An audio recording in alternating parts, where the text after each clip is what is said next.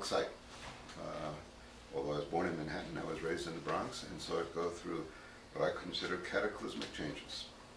And we're happy to have with us here the Wallaces, who are helping and joining us in producing a film about a very important urban fact that is often neglected, and that is how dance was able to change a landscape that was being charred by other people's visions and misconceptions about the future of the city. So if you guys would introduce yourselves. I'm Deborah Wallace. I'm an ecologist and a public health scientist. Rodrick Wallace. I'm sort of what she is, but different. I was trained as a physicist, a PhD in physics. I work for the New York State Office of Mental Health as an epidemiologist. Our focus is going to be on the issues of the density of the population in the South Bronx in the 70s and part of the 80s, and then how that changed and how it's come full circle once again to begin to see the cleansing, the unenlightened planning that's taking place. The mayor at the time, Mayor Lindsay, was trying to position himself as Mr. Urban America. And he also wanted to show how he was going to convert war institutions into peace. So he invited the Rand Corporation, Riverside Research Institute, Norelco, all of these World War scientific endeavors to help govern New York City. New York City Rand Institute was one of the products of that invitation. They ended up pretending to increase the efficiency of the fire department by applying some very, very simple algorithms to deploying the fire units, the engines, the ladders, the squads. At that time, the Bronx had 35 engines, 29 ladders, and 3 squads. At the present moment, we have 30 engines, 27 ladders, and only 2 squads. So we're down a lot. Most of that reduction took place between 1972 and through 1975. The algorithms simply relied on the geometry of the response areas of the fire units, the area. They didn't take into account things like the traffic patterns, the double parking, whether the hydrants were often broken or not, all of those kind of nuances that determine how long it really takes to have all the necessary fire units respond to an alarm. So they rigged it in such a way that where fire companies were densest, they would be cut. Now they were densest because the fire incidents were higher. Fire units were placed where there were a lot of fires. So when they start cutting back with these rigged up equations, the fires couldn't be serviced properly. And the Bronx was one of the first areas to be heavily cut. The Bronx, the central and south parts of the Bronx lost 50 to 80% of their housing units between 72 and 78. They lost that percent of the population. The populations crowded up into the west and the northwest Bronx. So there were shifts in housing overcrowding. Things got very unstable. And with that instability, the social controls were lost. Mm-hmm. Then you got the drug wars, the violence, the tuberculosis epidemic because TB depends on housing overcrowding. And all those things that happened in the 80s were an outfall of what happened in the 70s that just devastated the South and Central Bronx. There's another way of, another part of the context. In the late 60s, the civil rights movement began to turn its eyes from the South to the entrenched systems in the North. In 1970, Kenneth Gibson defeated the white machine in Newark, became the first black mayor of Newark. About that time, black mayors took power in Detroit, Cleveland. In 1969, Herman Badillo made a credible run for mayor from a power base in the South Bronx. He made an even more credible run in 1973. By that time, the fire department had in its hands something called the Kirby Report by Deputy Chief Charles Kirby, who served in the Bronx. With the sudden rise in fires after 1968, the fire service unions had forced the city to open a large number of fire companies as second sections in existing firehouses. Kirby said in the Kirby Report that he predicted the burnout of the Bronx up through Fordham Road, and said that the newly opened fire companies and others that he cited were essential to holding the lid on this contagious fire and abandonment process in the Kirby Report.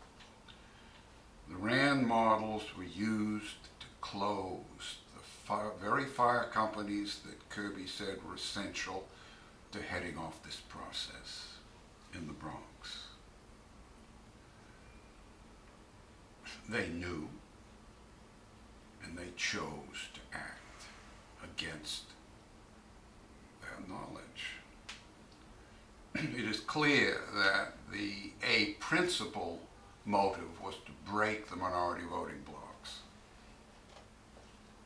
which they did. One suspects, going through other sources, that they also saw getting rid of that bad housing as a tool to encourage the rebuilding of newer housing. I mean, these people come out of a very narrow stratum, and they don't see the world the way most of us would. Now, the RAND Institute had correspondence with Daniel Moynihan, who at that time was President Nixon's urban advisor.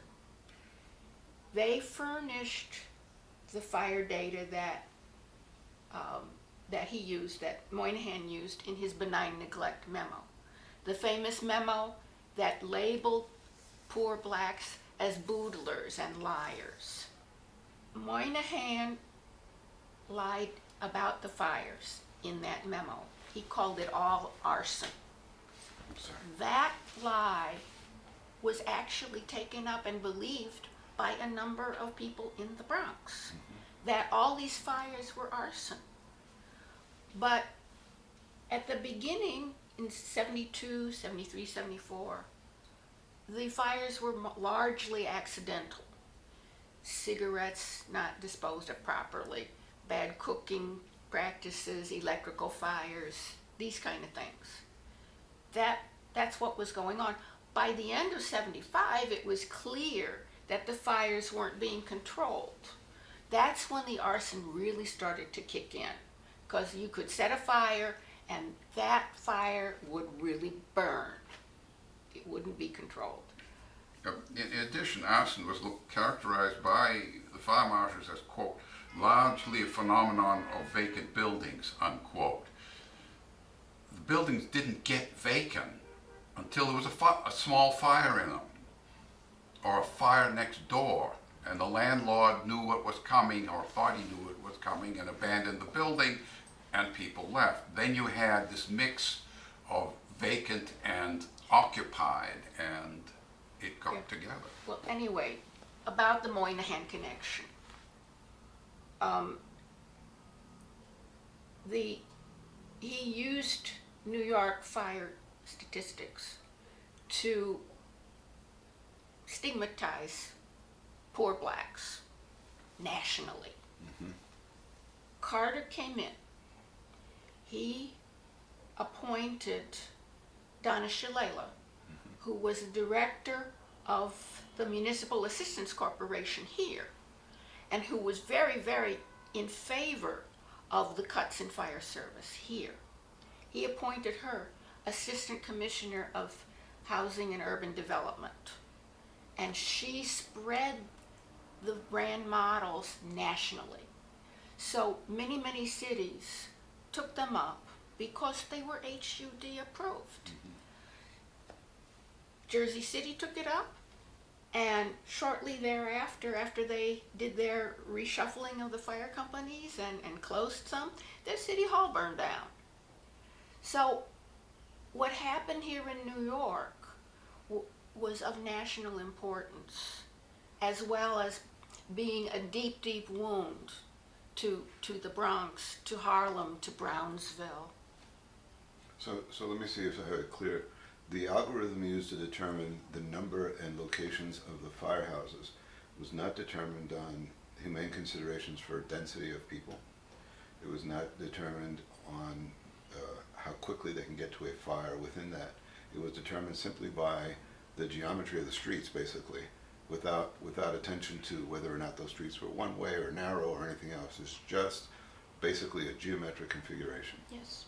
That's correct. The other thing they did was they assumed that response time was the best measure of fire service, the time it took to get the first unit there. Now, if somebody's having a heart attack, the time it takes the ambulance to get there and then get the person back to the hospital is very important. Absolutely. With a burning building, you have to build the hospital around the patient as the patient is getting more rapidly ill.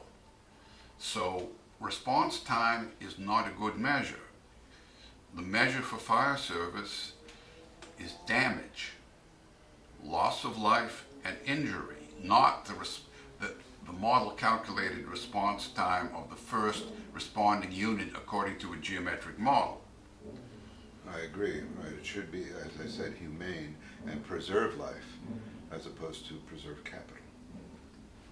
Well, you can't preserve capital if you can't put the fires out. I think the purpose of using the models was to disperse social and economic and political capital within minority voting blocks. I think that was central. Disperse 50 years. It takes 50 years to build up a neighborhood, 2 generations. The social capital allows people to get jobs, to be connected, to connect the adolescents with adults in their entry into the adult world of family and work. When the buildings go away, the political power goes away, the social capital goes away, the economic capital is dispersed. The question is, whose capital is being preserved? Whose capital is being dispersed? It's clear that the fire company closings connected with cuts in building code enforcement and cuts in sanitation service, the targeting of these cuts was a political act. It was a political act of ethnic cleansing. And it had great consequences for public health and public order. Back of the envelope calculation, before the planned shrinkage program, you had about 500 homicides a year. You clear cut the social networks, you go from 500 a year to 2,000. So you have 1,500 excess homicides for 20 years. That's 30,000 premature mortalities. You think for every person who's killed, someone is badly injured and will have a different life course trajectory Sure. that will still be less than it should. So you're talking about 60,000 premature mortalities over a 30-year period. Then you see, as a public official put it, quote, planned shrinkage shotgunned AIDS over the Bronx, unquote. It didn't just shotgun AIDS over the Bronx, it shotgunned AIDS all over the U.S. urban hierarchy, because New York is at the peak of whatever spreads Sure. that we found out with COVID. So you're talking about 100,000 premature mortalities over a 30-year period, consequent on the planned shrinkage program that involved the RAND models. That's a dozen Srebrenicas. After 100 years, the 300, 400 deaths in Tulsa are being openly discussed. We're 50 years after the ethnic cleansing in the Bronx and in Harlem, and we haven't begun talking about the 100,000 deaths yet. That's part of why we're here today. Part of what I understand and see is that the rise of poverty pimps speaks to the issues of political capital. Because now the poverty pimps, which really basically two camps, right? In the South Bronx, there was the Ramon Velas camp, and then there was the more moderate or less organic Lugovina Garcia camp.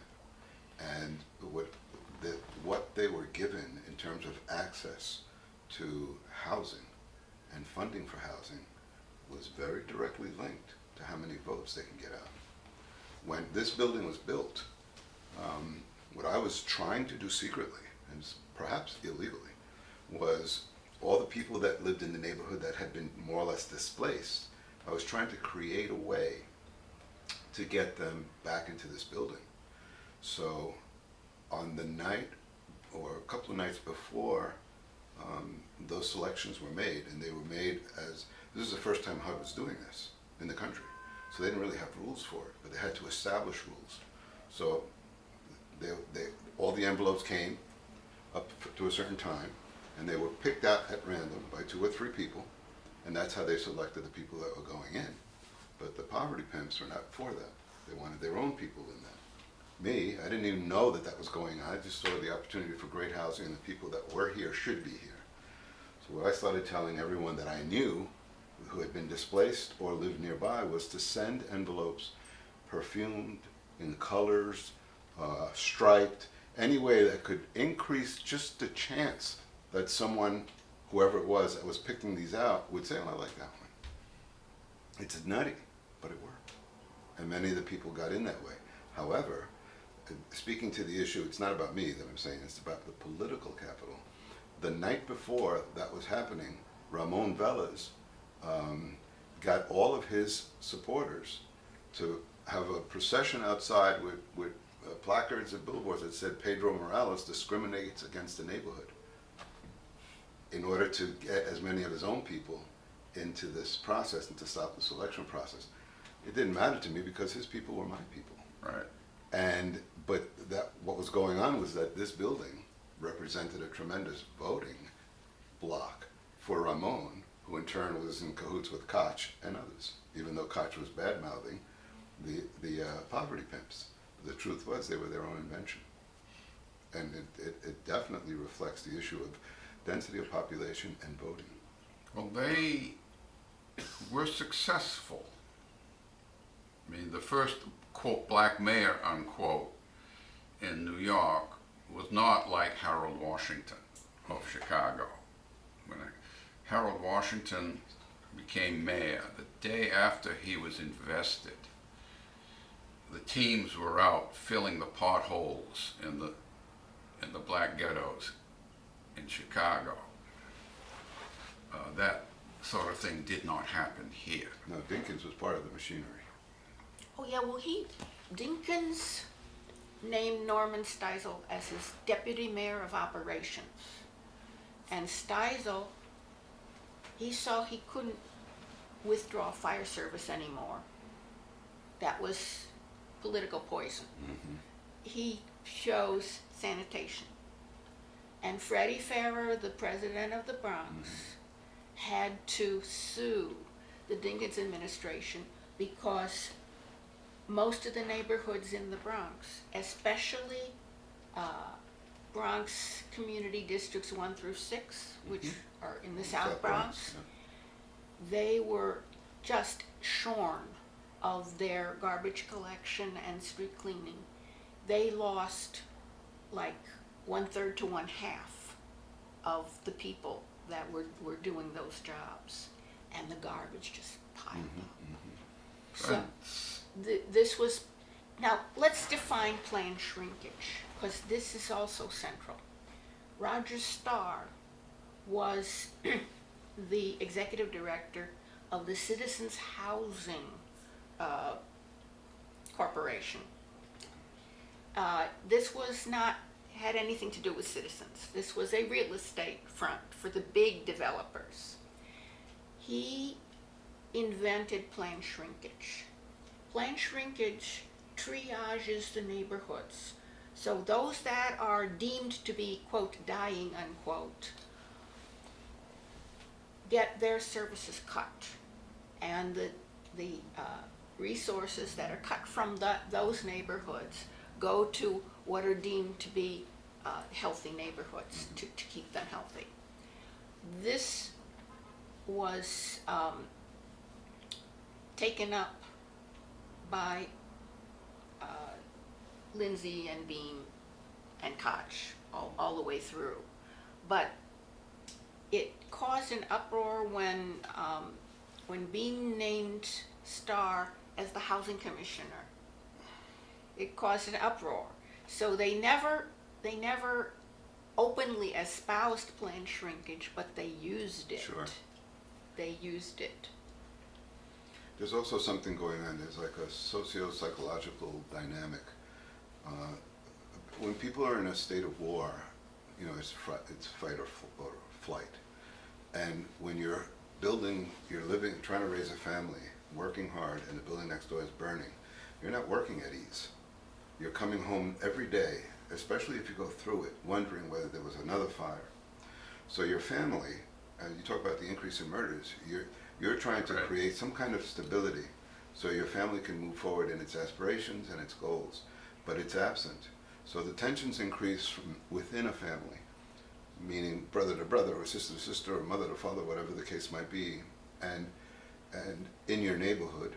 You know, your neighborhood, I always say, your neighborhood is the place when you go and you feel like you're home even though you're a block away. That's your neighborhood. And that wasn't, people were, until they walked in the door, and even then, because there was always the junkie around the corner, or whatever, or the holopeo, or the person who's trying to rob you, that was somebody whose relative you knew. But where in the world do you live like that? Only in these urban centers that were being cleansed, so to speak. And so here we have a state of constant intuitive tension that undermines all of the survival techniques that we've learned over millennia in a situation that you have absolutely no control over. So people are using the Brooklyn Expressway that was just being finished almost, and the Cross Bronx that already divided families, to run to places like Yonkers, where there was still more blight, and there still is to this day. But it nevertheless didn't have that cohesion that's necessary to create permanence in a community. And that's why the gangsters of the South Bronx are so important, the dancing gangsters, because here was something that defied all of the intuitive responses that took away those skill sets and created something that involved physicality, newness, and unity. And that's why it was so important, because that's not addressed. And it didn't do that with intention, it did that by default. And that was a very healthy and never before seen urban response to an urban desperation. So now we're back to this idea that there's a resurgence in the cleansing or in the fires. And I understand you brought some books, or? We don't have about the resurgence in the Sure, book now. sure. It's The a path of enlightenment. Right. We've seen clustering of fires. We've seen huge fires that have taken many, many lives. And we're seeing this interaction between a failure to enforce the building codes and the safety codes for buildings and the imperfect fire service. So it looks as though we're going to have another wave of fires in the Bronx.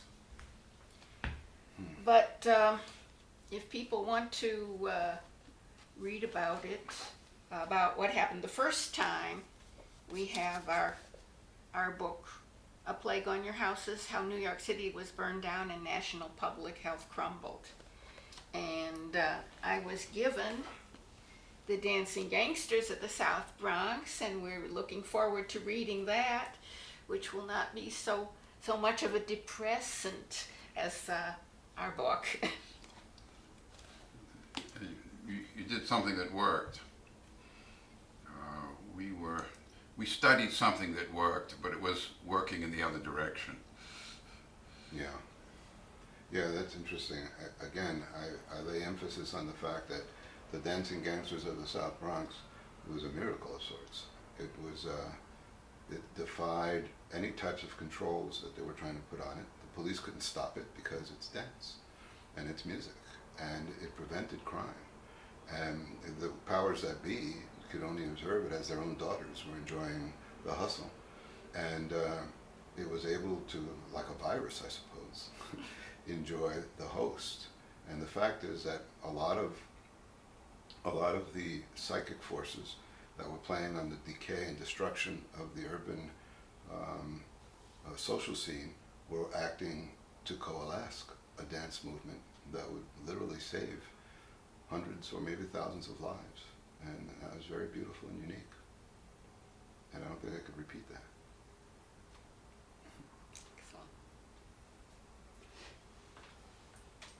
Brings tears to my eyes. I think I we've think said we've done it. we have done it. Yes. And thank you for being here.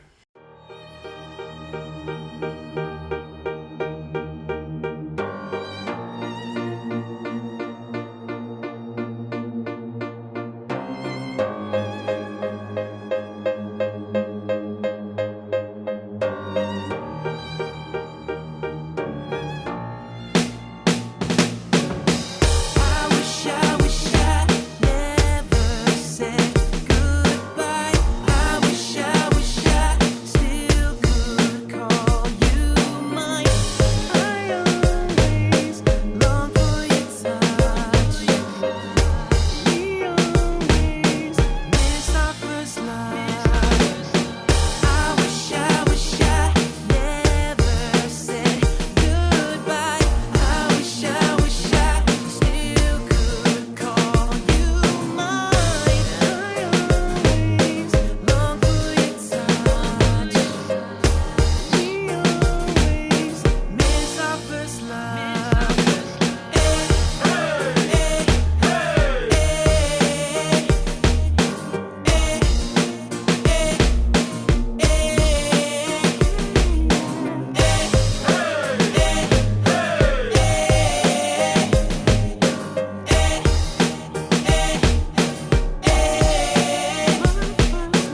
Hope that where you're at, life is treating you real good. Me, I'm doing fine, but you still stay on my mind. Wish that I could just rewind the hands of time. Back then, girl, when you were mine. Every night it was like Valentine's. Candlelights with the sheets, making love beautiful. Missed your touch, late night calls, Missy Malls, future plans. Talked about wedding bands, damn, it hurts so bad. I wish I